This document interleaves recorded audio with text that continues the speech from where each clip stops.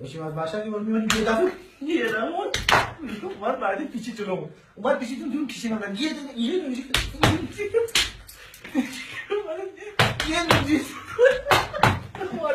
آمون گرفتم راحت رسیدیم به دست اندازه کشیدیم اما میرفتیم که خیلی سرعت زیاد شد یه صورت زیاد شد سلام این چیکار بکنه همین دمیدان همین داشتیم گفتیم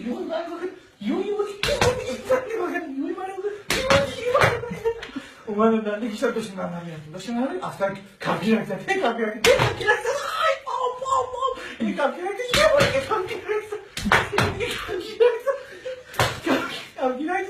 من ایستادم آقا چیه مگه؟ آقا چیه؟ اکرام کردم مگه من چیکار کنم؟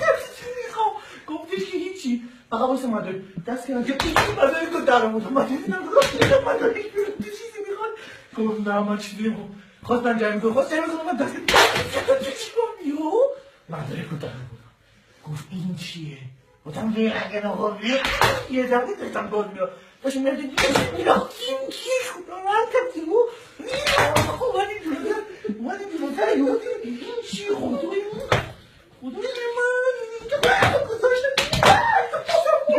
خدا شو بخیر گذاشت خیلی بخیر گذاشت یهو دادم دنده چای این چی میومدم کشیدم من بود یهو ایستاد گیردم بودم نمیدونم چرا علم یه جلوتر کمک ببندیم من خواب بود گفتم چرا خوابی؟ چرا خوابی؟